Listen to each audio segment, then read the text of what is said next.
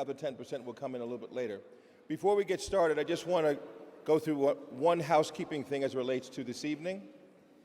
This evening, as you all know, is the show MJ1. Yes, you can give yourselves a round of applause on that.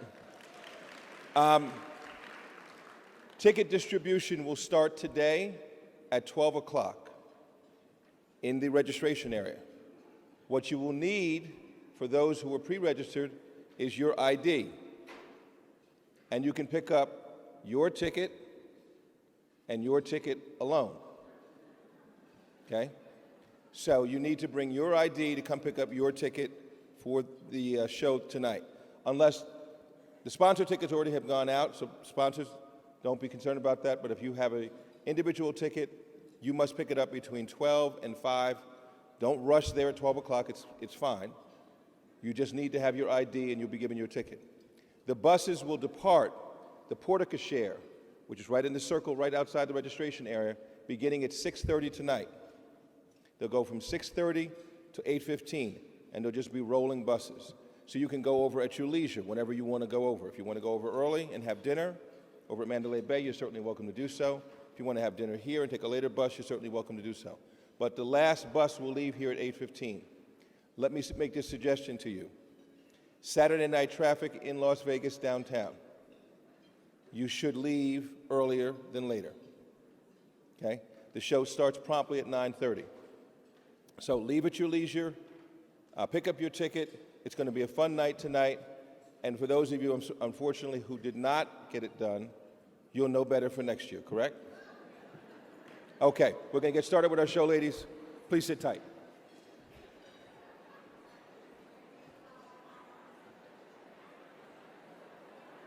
Ladies and gentlemen, please welcome the Executive Managing Editor for Black Enterprise, Alisa Gumbs.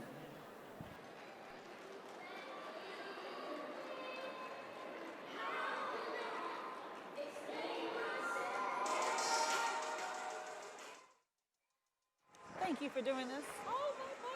It's a good group. I came Thursday, so it's been amazing.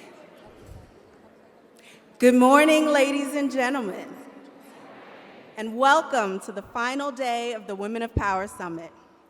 Have you been enjoying yourselves? I definitely have, and I have to say you all have looked beautiful while doing it. For some of us, that's thanks to Macy's. That list today includes Debbie Dyson, Stacey Abrams, Simone Sanders, Caroline Clark, and me.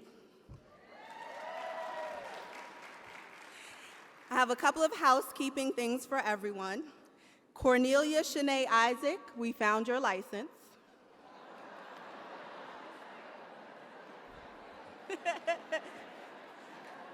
You might need it. And if anyone else has lost eyeglasses or an Apple Pencil, you can pick them all up in the Black Enterprise office, which is the St. Thomas room, following today's program.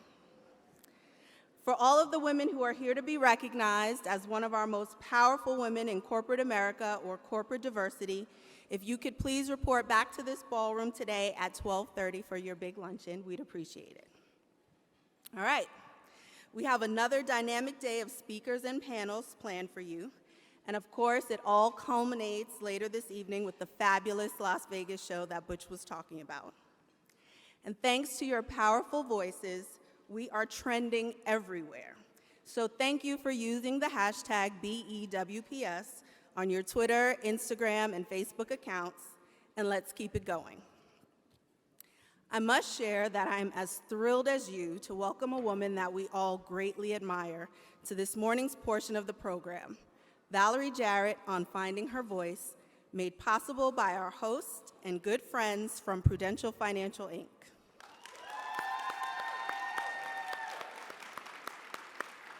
Here to bring you greetings is the President of Individual Life Insurance for Prudential Financial, Inc. Please give a warm welcome to Celine Hitchcock-Gear.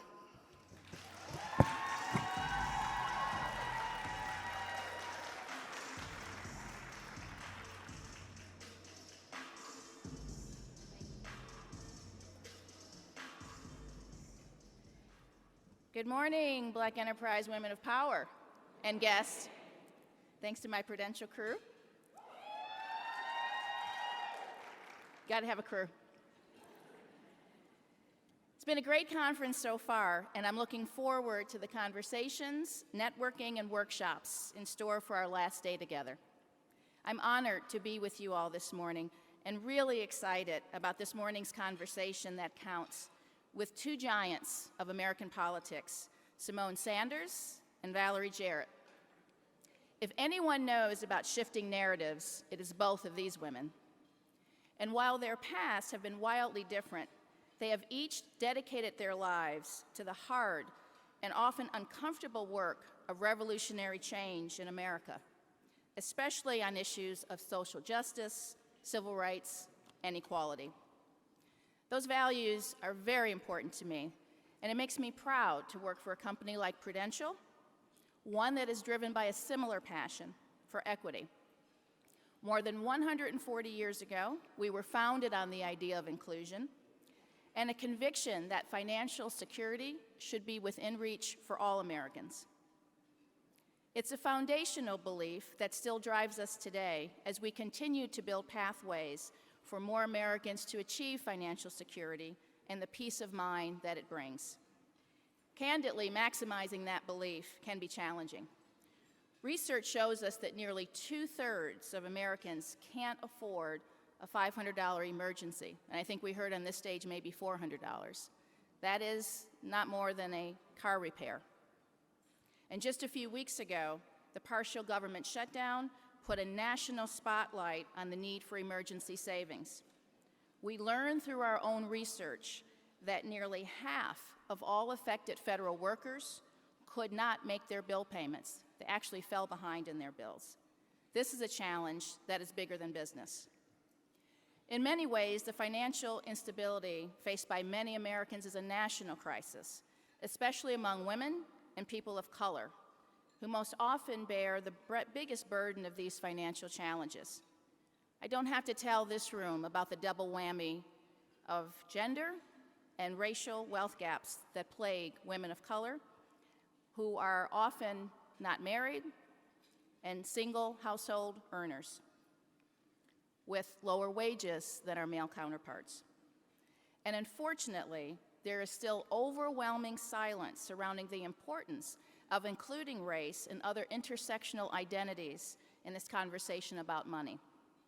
But I am proud to say that Prudential is working to change that. Later this year, we will unveil an important project that we've been working on to reach more Black women about their finances, and more importantly, to begin a dialogue about the legacy of money in our community. It's part of our bigger commitment to put financial security within reach of all. Without question, there's plenty of work to be done, and I am inspired by the leadership and commitment of sheroes like Valerie and Simone, who continue to be catalysts for the kind of change that moves our common purpose forward. I'm grateful for their voices, and I look forward to a spirited intergenerational conversation this morning. On behalf of Prudential, thank you.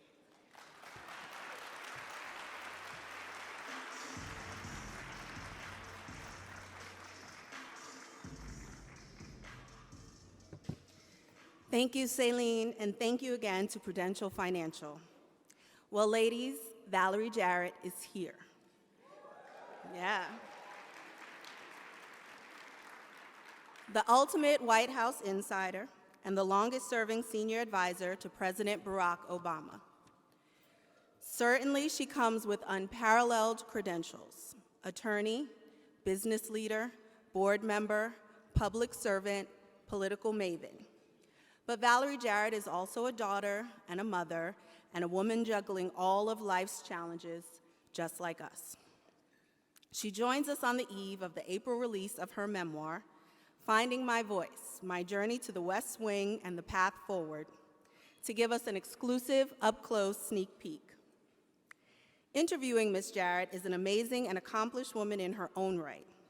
She was the former National Press Secretary for United States Senator Bernie Sanders, and on any given day or evening, you can hear her power-packed opinions as a political commentator on CNN. Ladies and gentlemen, it gives me great pleasure to welcome the former senior advisor for the Obama administration, Valerie Jarrett, and CNN's Simone Sanders.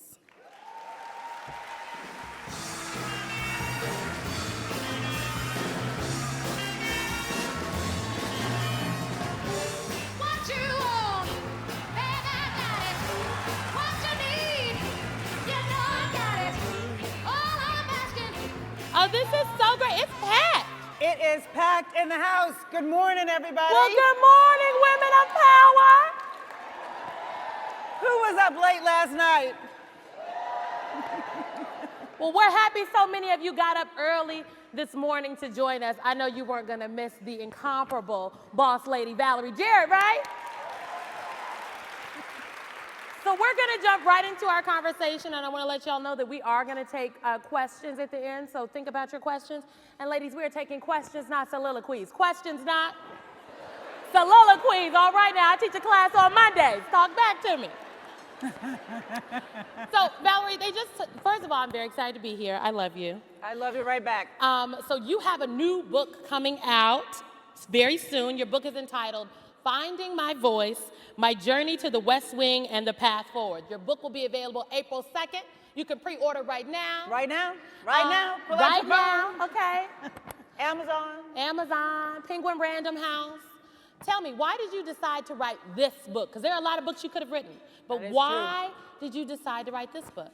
Well, you know my daughter, Laura. I love her. Thank you very much. So my daughter went from a career in law to a career in journalism, and in between, she decided to interview me for StoryCorps, so oral history. And so my staff said, well, we'll help Laura with the questions. And so right before they started filming, Laura said, you don't mind if I just ask my own questions, do you? And I was like, well, if I can't trust you, who am I going to trust, right? So the first question she asked me was, what would you tell a 30-year-old Valerie Jarrett? She was 30 at the time. And I thought, well, that's a really good question. And so I started to answer that question. And after I did, she said, you should write a book.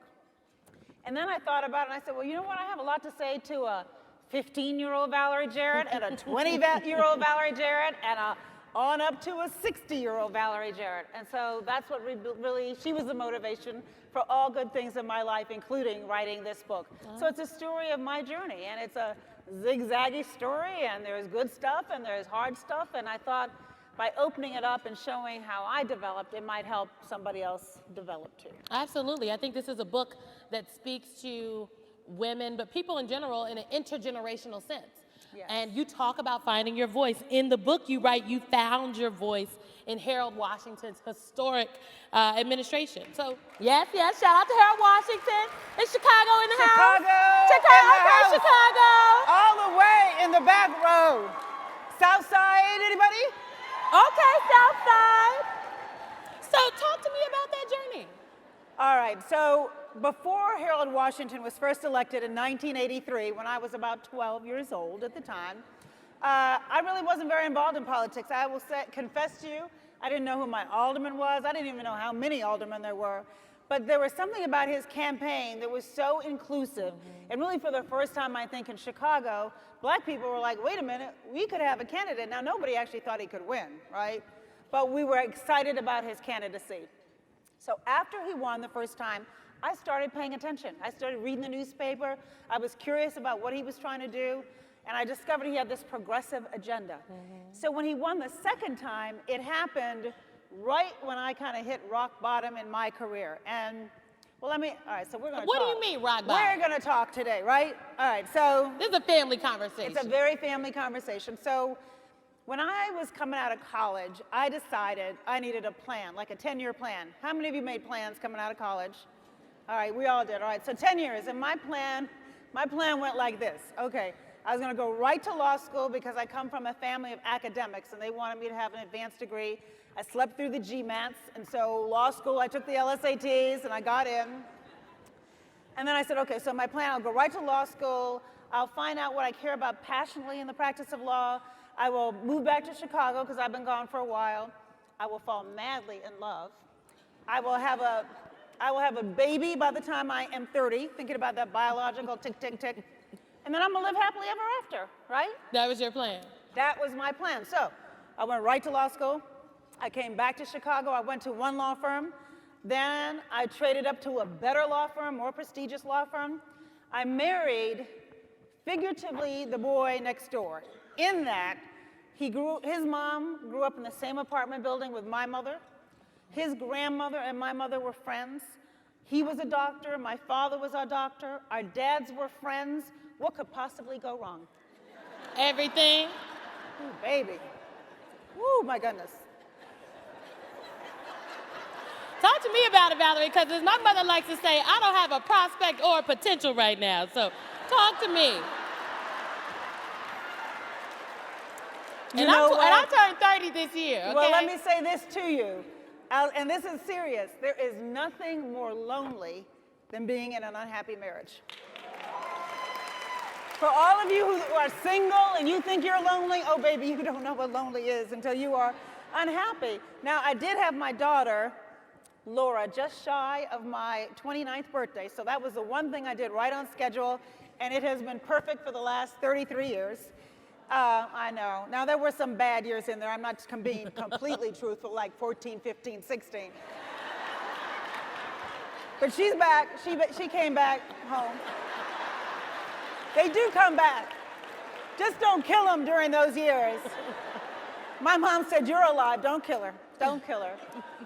But anyway, so there I am in my fancy law firm in Chicago in what was then the Sears Tower. It's got another name today, but I was on the 79th floor, a view of Lake Michigan, beautiful sailboats, and I would sit in that office with my back to the door and cry. And I thought, this could not be my life. I was not meant to be this miserable. I'm a happy person. And I had to figure out what to do. So this is what takes us to Harold Washington.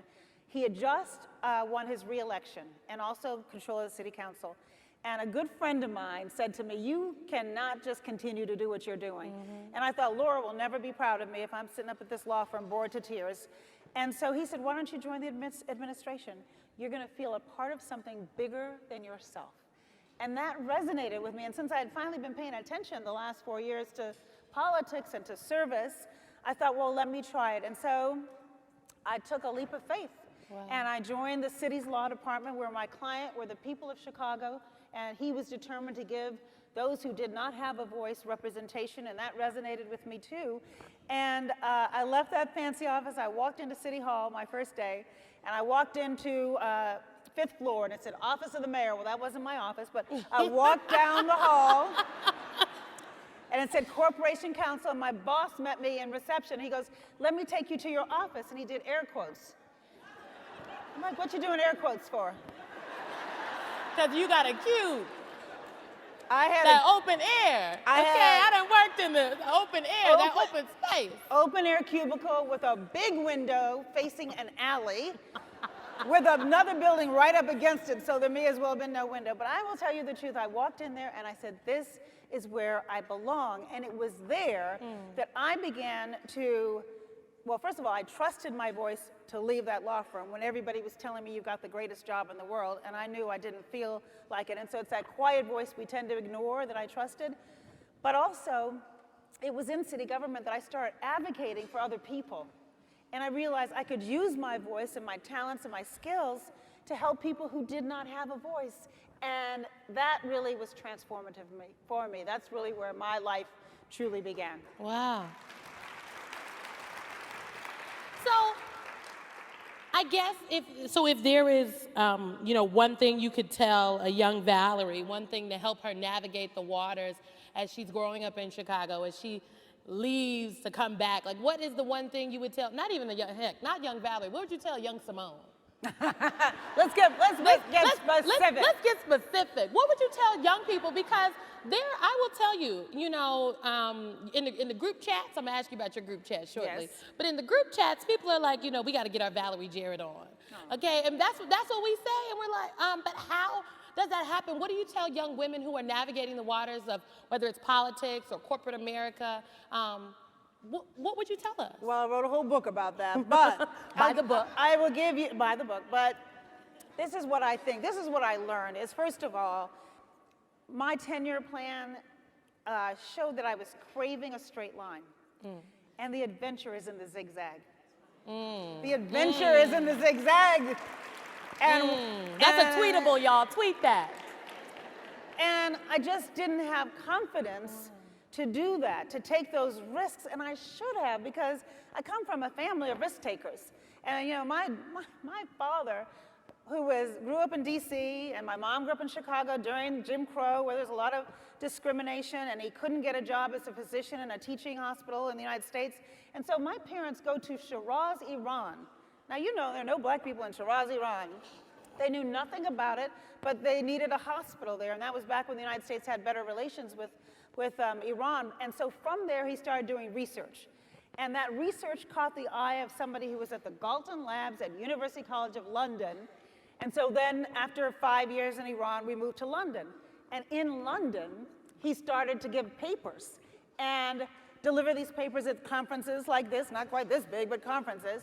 And the dean of the University of Chicago Medical School, oh, yes, indeedy, the dean there heard the paper and offered him the job. Wow. And so what he always said to me growing up was sometimes the shortest distance to where you want to go is the longest way around, because he couldn't have gotten that job unless he'd gone across the world, right? Wow. So I knew that intellectually, but I was still afraid. And once I went into city government and I knew I was thriving there and I knew I could ignore all the people, including some of my family, who said, "What are you doing?" My mother's like, "I paid all that tuition and you're gonna go work where, girl?" And I said, "Trust me on this." And it was years later where she's like, "Okay, I guess that was a pretty good move." And so I want you all to listen to that quiet voice inside of you. And I want you to take risks, and I want you to know that you have a safety net. And that is your experience, your education, your temperament, all this stuff is going for you. So you can swerve, and opportunities do not knock at opportune moments. So don't be looking for it to be right when you want it. That's another tweetable. I'm going to help y'all catch these Valerie Jarrett gems today. So I know lots of people might be wondering, I've heard this story, but I would love for you to tell it. How did you meet the Obamas? I was at, where was I? Hard to say. I don't even know where I was, but you and Mrs. Obama were sitting on a stage together, Leading Women Defined last year, and you talked about how you met each other. So how did you meet the Obamas? All right, so after working for 4 years in the law department of the city, I was promoted to be Mayor Daley's deputy chief of staff. And I was trying to staff up the office, and I didn't exactly know what to do, so I started asking everybody I know, who are the smart people you know who might want to come into government? And so a good friend of mine sent me a resume, and across the top it said, "Brilliant young lawyer, has no interest in the private practice of law, would like to explore public service." And so I'm like, that's my kind of person. And you know, it was Princeton undergrad, Harvard Law School, working at Sidley Austin, great law firm. So the name was Michelle Robinson. So I call her up and I said, "Would you like to come in and chat?" So she comes in the door, and first of all, she walks in the door, she's like 27 years old, she's a baby. And no offense to the 27-year-olds in the world, but she shakes my hand, and she was dressed like in all black with her hair pulled back and hardly any makeup, and she had that laser-like look, and she just exuded confidence. And instead of walking me through her resume, which let's face it, a lot of people do when they're in a job interview, she told me her story. She told me about growing up on the south side of Chicago. Her father was a blue-collar worker. The fact that he had been a precinct captain, and so she had some exposure to politics, that she was bored to tears at that law firm and felt as though it was not tapping her strengths. And I said, honey, I understand that. And we shared a lot with each other. And so it was supposed to be 20-minute interview, hour and a half in. She had turned the tables on me. Now she's asking me questions. I had no answers. I'd just gotten that job too. What did I know about what I was offering her? But we really clicked. So I give her a job offer on the spot. I had no authority to give her that job offer. Had not talked to my boss, but I was like, she's perfect. She's perfect. So a few days later, we're talking, and I said, "So what do you think? Are you going to come and work here?" She said, "Well, I have bad news." I'm like, "What?" She said, "My fiance does not think it's a good idea." Oh. And I'm like, "Well, who is who is he? And why do we care what he thinks? Who is he? Who is he? Who is he who's getting in the way of me recruiting you?" The audacity. The audacity of hope.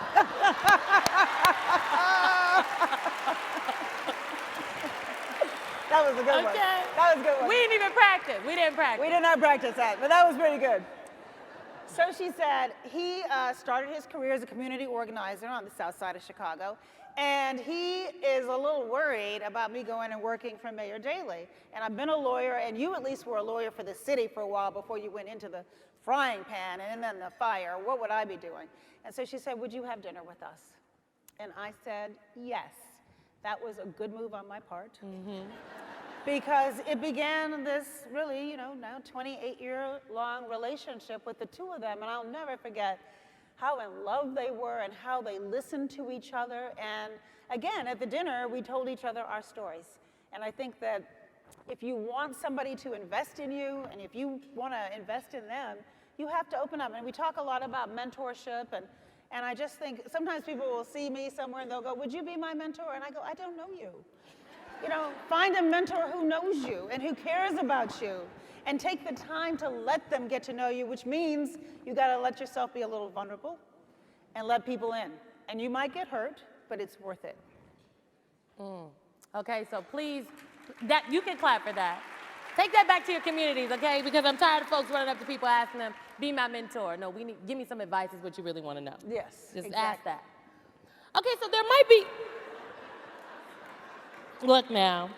So I know many women might have an interest of going from public service to private practice, or just, you know, back and forth in between. So tell us why you think it's both important to work in the public and private sector. And how did you navigate the transitions? Because it's not easy.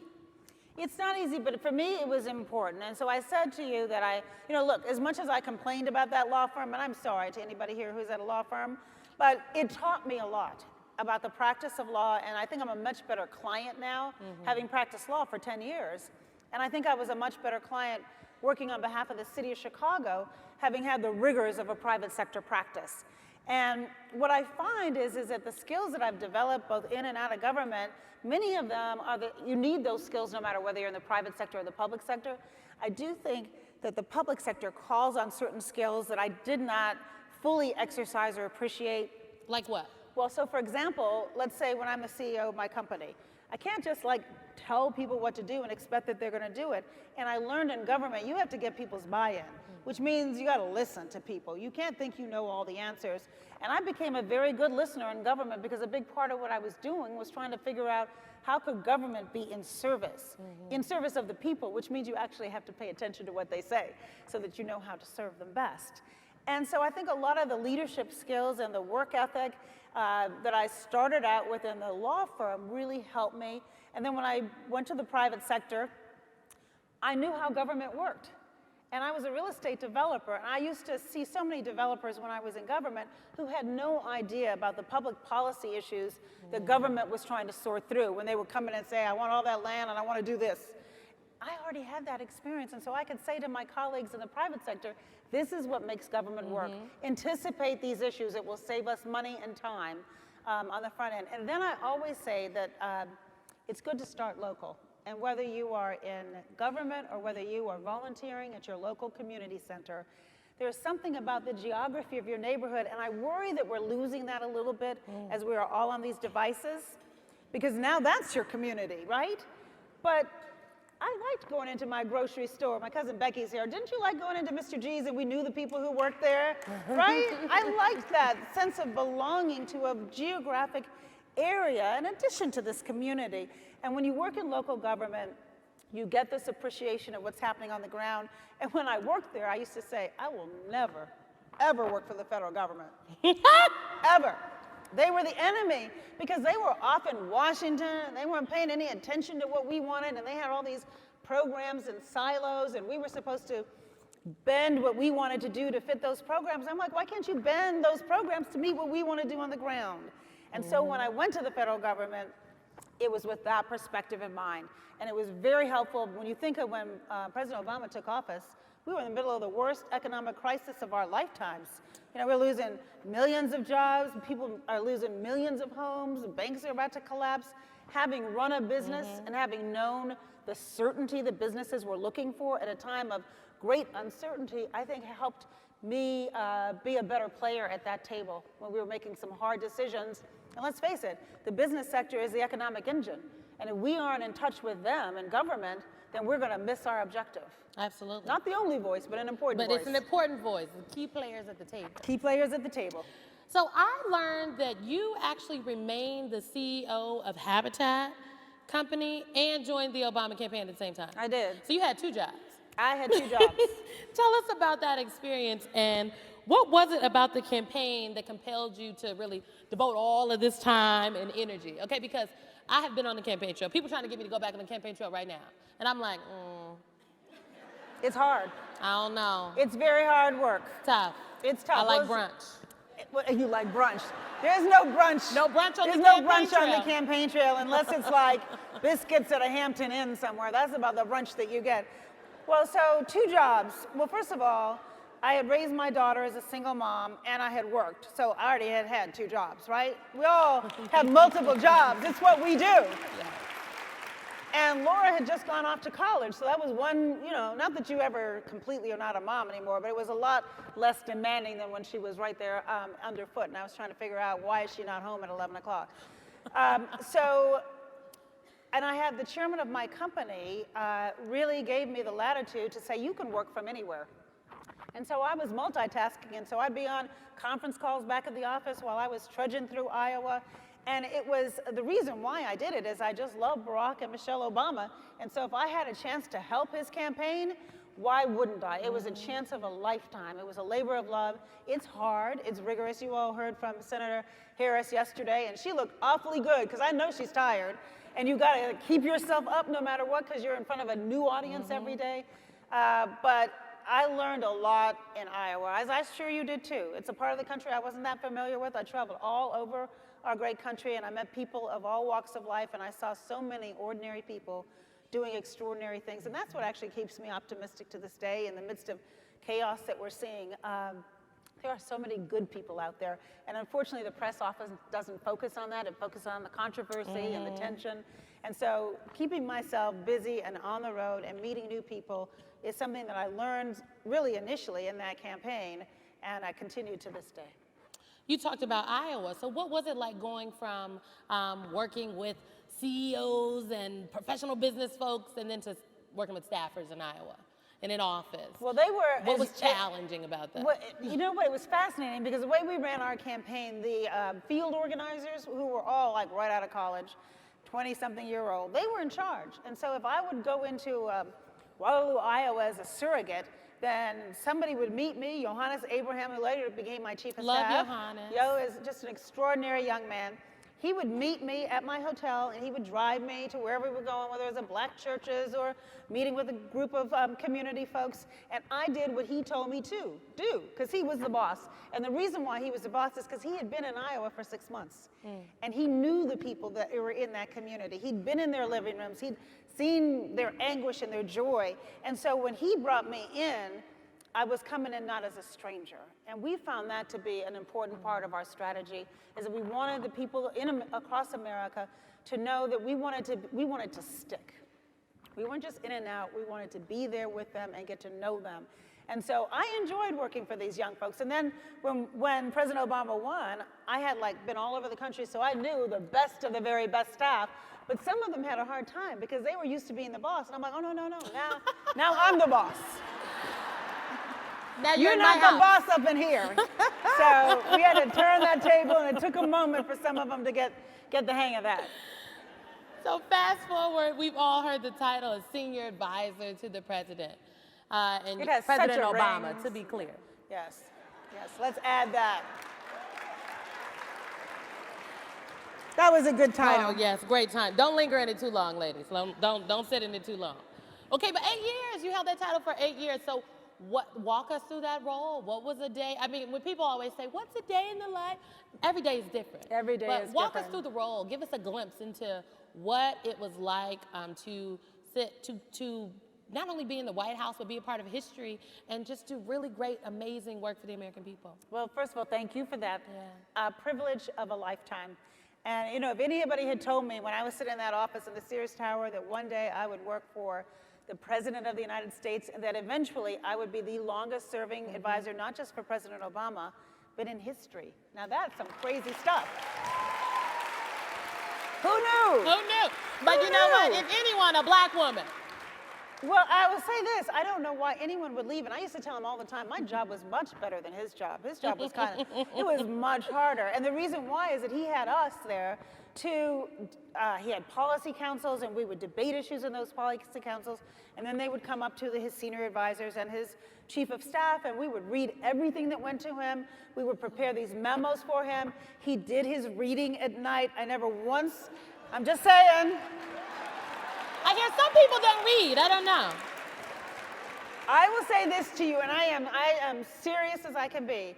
In 8 years, I never one time saw him walk into the office in the morning unprepared.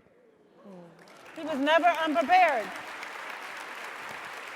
Couldn't afford to be unprepared. He knew there was no wiggle room for him, and he also knew why he did this, why he got into it in the first place, which gets us back to Iowa and the people that we were there to serve. And I like to tell this story about a young, older man I met on the campaign trail in Texas. And we were down there, and it was early one morning, and he was operating our elevator. And we get in the elevator, and it's early, and President Obama's a little grumpy, then Senator Obama's kind of grumpy. He's not a morning person. Don't tell him I told you that, but he's not a morning person. I am a morning person. I'm not very perky in the morning, so I had to learn how to take it down a notch. So the elevator, guy operating the elevator clears his throat. He says, "Sir, I'd like to give you something." I'm thinking, this is not the time to start a conversation. I wouldn't do it. I wouldn't do it.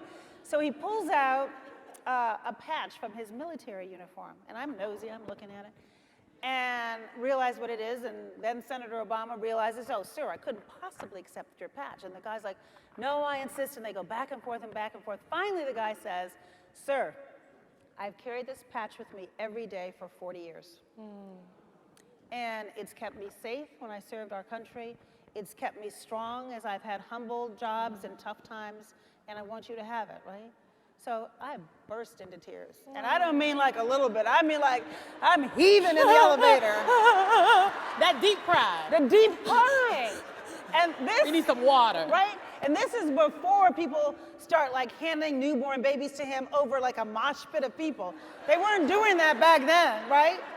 I still think that was crazy. But anyway, so later in the day I said to him, "What did you do with that patch?" And he said, "I put it in my pocket." And I thought, you know what, typical guy. I don't mean like, where did you put it? I meant, how did it make you feel? You know what I'm talking about, ladies. That's why you're the senior advisor. You got to coach him. Well, in this instance, he got the better of me. Because he said, "Valerie, I meant I put it in my pocket." So he reaches in his pocket, and he puts on the table like 10 or 12 trinkets. And he tells me the story of each one, the person's name if he knew it, where he was, the circumstances behind, and why it was so special that he put it in his pocket. So, long story to say, every single day for 8 years, when I drove through the gates of the White House, you stop as you're going through the security, and I would look at the Washington Monument on my right, and I'd look at that White House, and I'd say, I am going to work for that man. For that man. Oh, it's such an amazing story. So, what was your most inspiring moment in the White House? Oh my gosh. You got to pick one. Pick one of your most inspiring moments. I'm sure there are many. Well, all right, so I'll tell you this story. So the night that the Affordable Care Act passed was March 21st. And it was a first day of spring, an unseasonably warm evening. And it reminded me kind of the temperature in Grant Park on election night. And so I had gone home early to watch the vote count on TV because we knew we had the votes.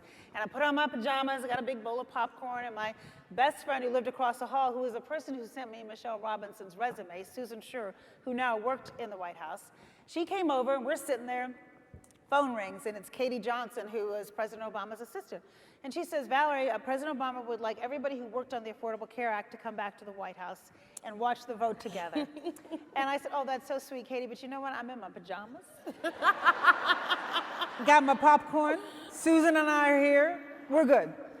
And Katie says, "President Obama would like everybody." This is not a request. Come on back. So I'm like, "Oh, that's right. He's my boss." Get dressed, go back to the White House. And after the vote, Mrs. Obama was out of town, so he's like, to 100 people, come on upstairs and we're going to celebrate. And I know there must have been people going, he's invited 100 people upstairs. Anybody got pigs in a blanket? Anybody got some champagne?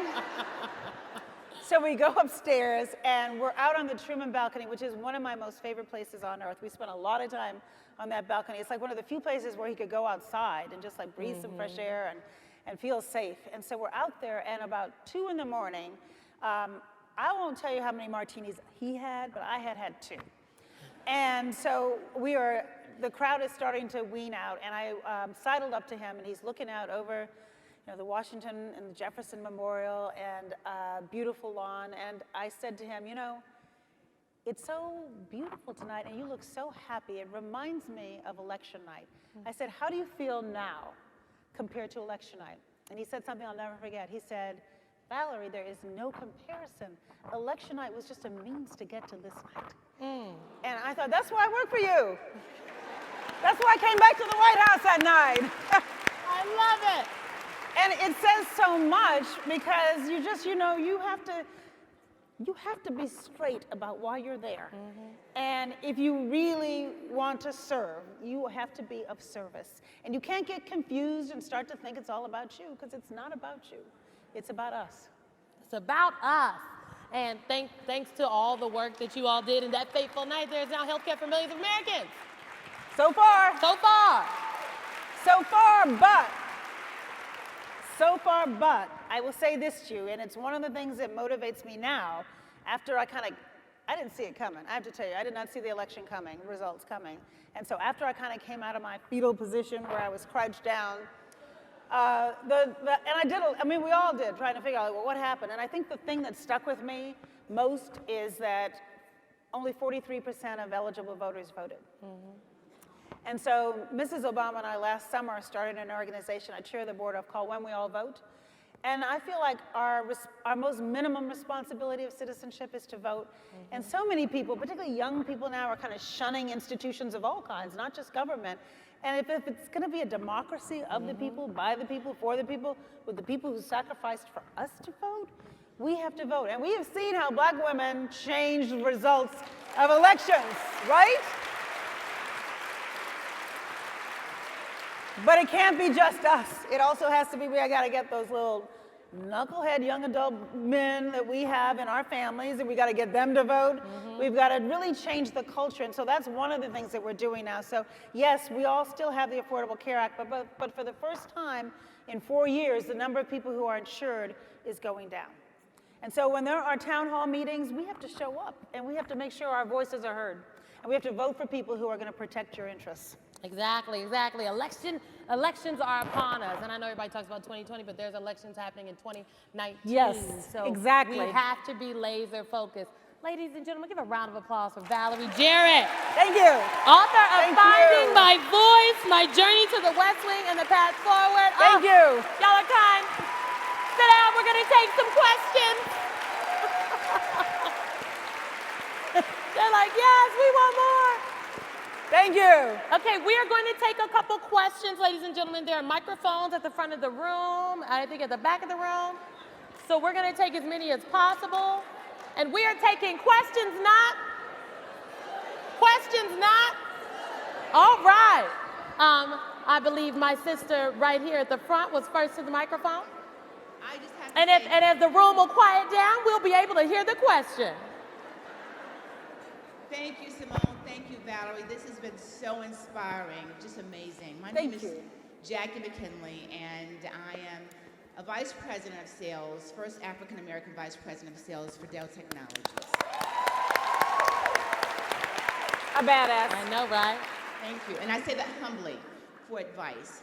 When you wanted to come in, not necessarily in the Obama administration, maybe prior to that, you had some creative ideas that you wanted to implement that may have been different than the establishment. How did you get your voice heard, get the ideas implemented, and move it to action? That's a great question. That is an excellent question. How do you make sure your voice is heard? And how do you be a change agent, particularly in organizations that are resistant to change? And that would be all organizations. Everybody wants to change if you don't mean me. Like, you should change, but I'm not changing.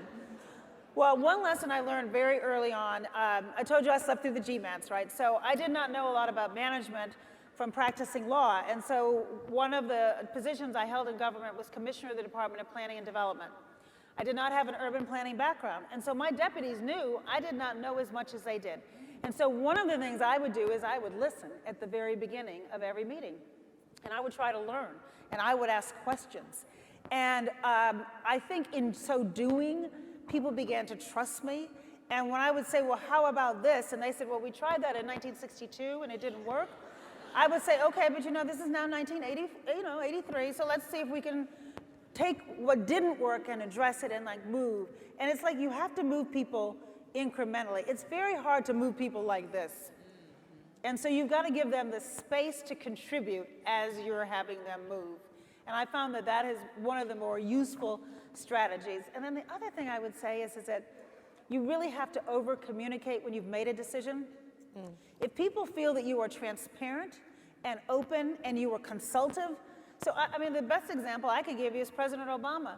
I did not agree with every single decision he made. Most of them, yes.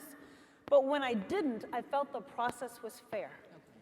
I felt my voice had been heard. I felt that he respected not just me, but the junior person at the table who also felt empowered to speak up. And you have to give people permission to speak up. They will not just speak up on their own. And then the other thing you have to have, and you should take some time to develop it when you're starting a new job, is you have to have an affirmative agenda. When I first started in planning, I thought one of the things that's wrong with government is it's not responsive. And so I answered every piece of mail, and I responded to every single phone call. And I did that for like the first month. And you know what? I was very responsive, but I did not get a single thing done that I wanted to get done. And I didn't even have the space to think. And you need to give yourself that space if you're a manager. And so I think you have to build a team around you that will help you so you're not trying to do it all yourself. You have to encourage people to be honest with you and to push back on you so you make informed decisions, and then you just have to slowly keep pushing. And suddenly they'll look up and they'll go, well, how did I get here? But they'll feel better about it, even if they're not 100% that that wasn't their idea to begin with. Outstanding. Thank you. You're welcome. What's your name and what's your question? Hello, Tiana Cunningham, PepsiCo. Okay, Pepsi, we see you. My question is this. Ms. Valerie Jarrett, I think it is no surprise you are dope. Thank you. With that in mind, what has it cost you to be Valerie Jarrett? And as we think about people like myself, other folks across the PepsiCo family, rising stars, people in this building, how do we then mitigate against some of those costs and the things that I think we will never be able to truly anticipate? Whoa, my goodness. What has it cost you to be Valerie Jarrett? I'm mad I didn't have that question. Well, you know what?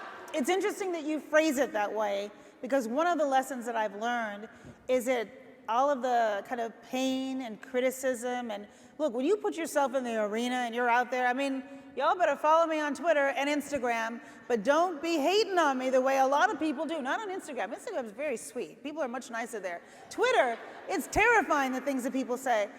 But this is what I have learned is that you have to learn to absorb the pain without it making you numb and without it devastating you. And so sometimes people say things with a tone where you don't want to listen, but I will try to say, okay, was that a fair criticism? Even if I didn't like the fact that you said it with some profanity laced in, did you say something I needed to hear?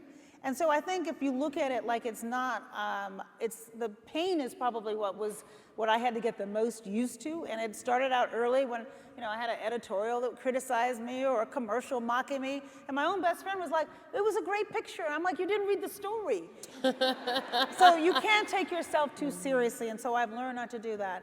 I guess the biggest thing I would say that it cost, and I had to work at this, is time. Time away from my family. And I think I was a really good mom, but let's face it, I wasn't picking her up from school every day and dropping her off, and I didn't have the quantity of time that a lot of my other friends did, but I made up for it in quality. And you cannot have it all the time. And so that's the other reason why I don't like to talk about it in terms of cost, because I have a lot of friends who will say, oh, you got to do this. And I'm like, yeah, and you stayed at home and raised your children and had that joy. We all make decisions in our lives and in our careers, and they have consequences, and embrace those consequences. Yes, ma'am. Hi, Valerie. So excited to be here. My name is Andrea Jack. I am the CEO of my own accounting firm for 14 years now. Congratulations. Thank you so much. I enjoyed reading Becoming to hear about you from Michelle's point of view. And I know you made history being the longest serving senior advisor, but how did you feel being a part of history as with the first Black president of the United States? What was that like for you? Extraordinary, terrifying. I felt enormous pressure. My staff used to joke, like before I ever went on television, I was so over-prepared, and that's part of the lesson of life, is you better be over-prepared, because I knew if I messed up, it wasn't just gonna be hurting me, it would be hurting him and his legacy. But to know somebody the way I know those two, and they are family, I don't have siblings, they are as close to siblings as I'm gonna ever have. And to be welcomed into that family unit has been just such a joy and a privilege, and they make me laugh all the time. And I think no matter where we are, you have to take the time to have those relationships and nurture them. And so to be a part of the first Black president's administration and to know he did not embarrass us ever.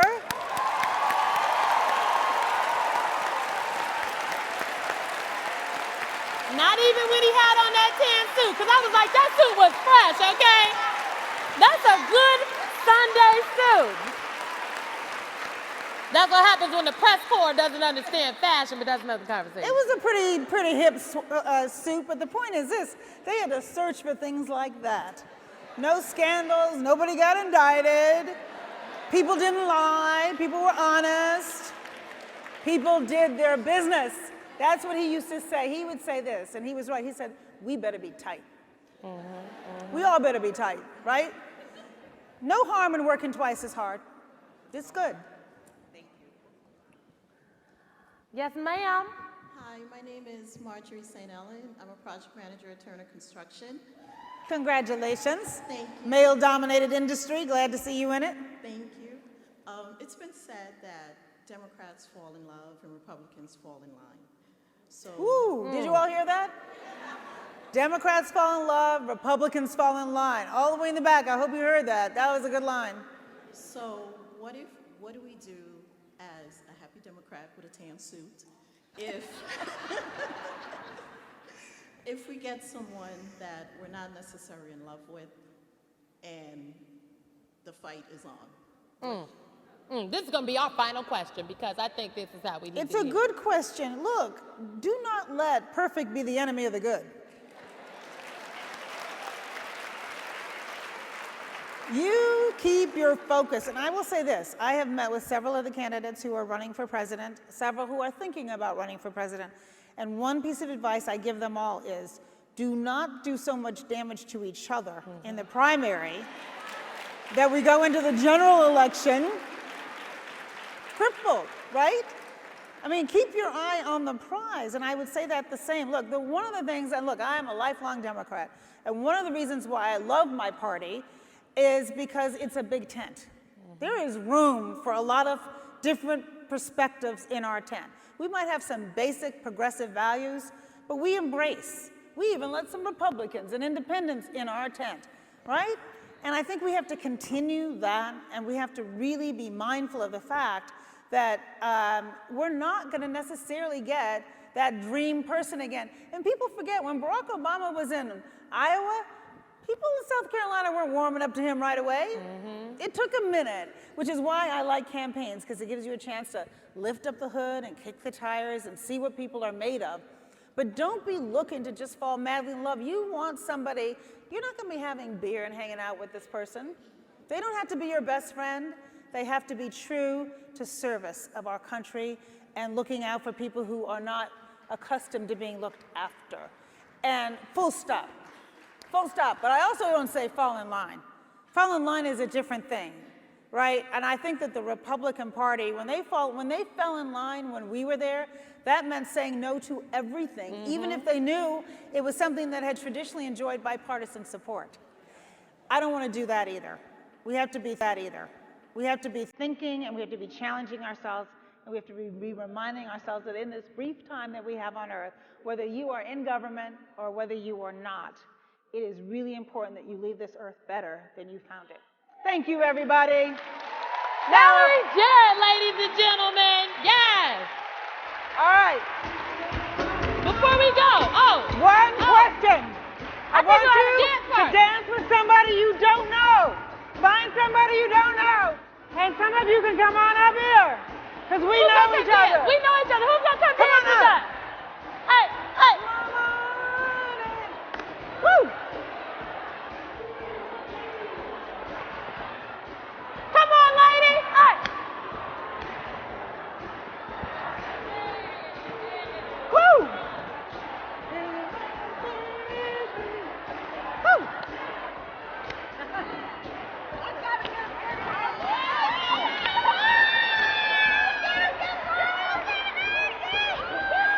Y'all gonna give me a song train on?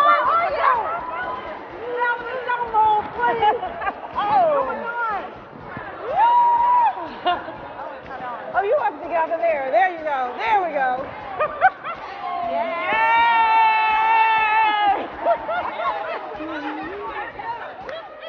Woo, ladies! How you doing? Hey!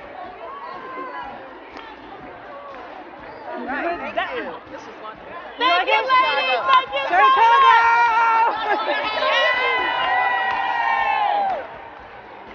All right, ladies. We gotta go. All right, ladies. Thank you. Oh, thank you. Thank you. Yes, I remember y'all. Thank you, ladies, so much. Thank you. Good. All right, we gotta get off the stage, ladies. Y'all dress me. We're gonna get the hook. Thank you, girl. You're welcome. Amazing. How was that? Oh, awesome. Oh my God. Amazing. Early. Oh my God.